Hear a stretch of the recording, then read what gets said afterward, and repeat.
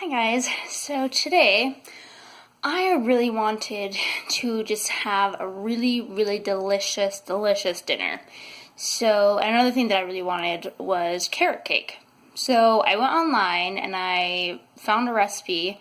I specifically wanted something that was for two people because I didn't really want to have, a 9 by 13 sheet cake. To have the whole weekend, but I just wanted something small and something sweet, and plus I just personally really enjoy baking. So I went online, found a recipe, and yeah, so I'm basically just going to cook that with you guys, and then I'll probably show you a little bit of the dinner that I make as well. Yeah, so I hope you guys enjoy it and have fun cooking in my little kitchen with me.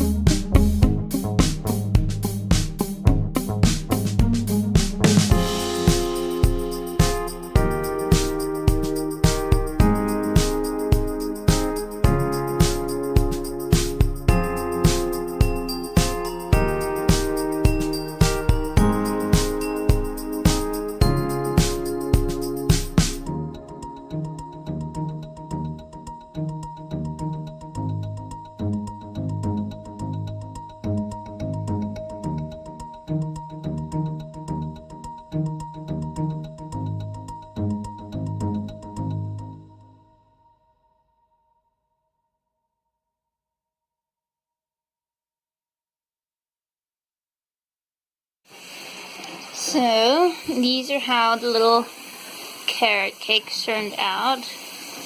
I cooked them in muffin tins just because I didn't really have a pan that was small enough to fit all the batter in it. So these piped ones are Sheldon's, and then the ones with pecans on it are mine. So I'm excited to eat this. Okay, so I have 1 shredded carrot, 4 mushrooms, a red bell pepper, and half of an onion, and that is all going to go into this ground beef. And I'm also going to put in some garlic and salt and pepper, and then some Worcestershire sauce, and then top it off and just cover the whole top of it with tomato soup.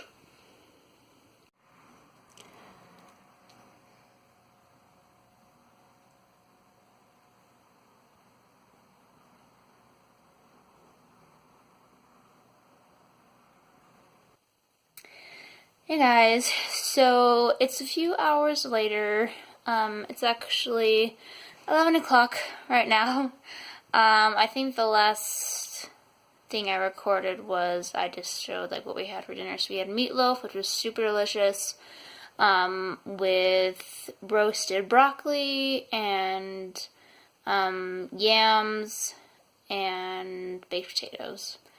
And then for dessert, we had carrot cake, which was so delicious. Oh my gosh, it was fabulous.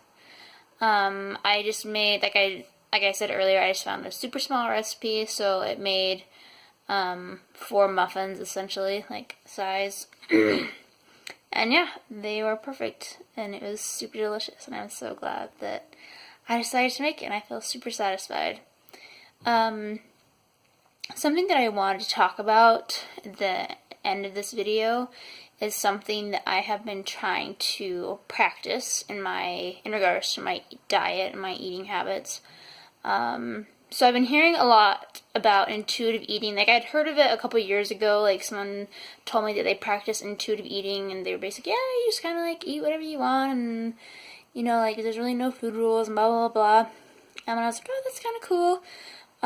But then it wasn't until about 2 weeks ago, Becca Bristow posted a video about her intuitive eating journey. And there were just a lot of things she said that just really sung true to me. That, you know, just like when she was talking, I was like, yeah, like that sounds like something that I want. Like there are still a few things about intuitive eating that I don't quite agree with or understand. And I'll probably do a whole separate, like, chat about that. But the last couple of weeks, I've been really trying to get out of this diet mentality and to not be so focused on, like, meeting my macros or, like, counting calories or obsessing over things that, well, maybe not obsessing, but, like, labeling food as, like, healthy or not healthy, and to just be not so obsessed, really, about food. And to not view food as, like, a punishment or feel like I have to punish myself when I eat certain things or eat too much. And there have been a couple of things that I have really liked that have changed. So the first one is that, well, I guess I should preface this a little bit. So basically my whole life, I just kind of lived with having stomach aches. I always just kind of assumed that I was just really sensitive to a lot of foods, and that I just needed to have better self-control and just not eat things like gluten or dairy or you know, things like that. And my husband can attest to this. So basically, it's like at least 5 times a week I would say I had a stomach ache, and I did. Like, I would get stomach aches all the time. And you know, it's like every night I would go to bed saying how, you know, I ate too much that day, I need to do better the next day. Like, I can't believe, this is kind of going off a little bit, but, I can't believe how in the last 2 weeks I have not gone to bed saying that I ate too much. And, like, it's kind of liberating, you know, to not go to bed with regret and to not go to bed with a stomachache. Like, I honestly have never experienced this. Like, it's been 2 weeks and I haven't had a single stomach ache, really.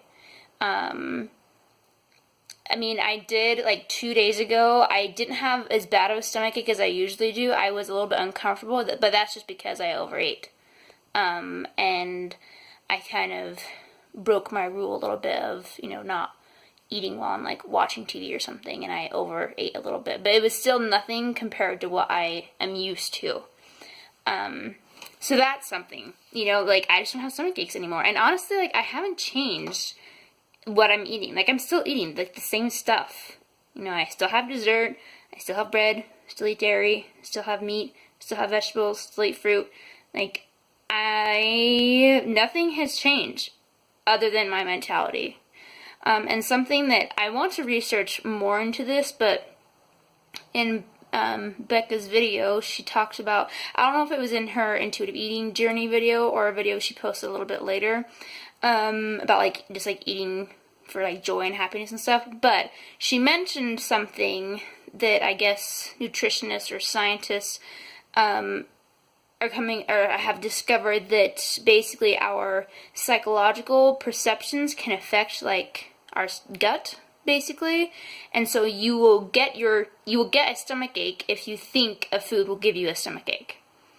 And so, I mean, I need to look more into that. So honestly, like, it's, based on, like, how I feel now and what I know now, that's kind of the only explanation, is that I'm just not stressing about food, and I'm not labeling food as good or bad. I just eat what I want, like, guilt-free.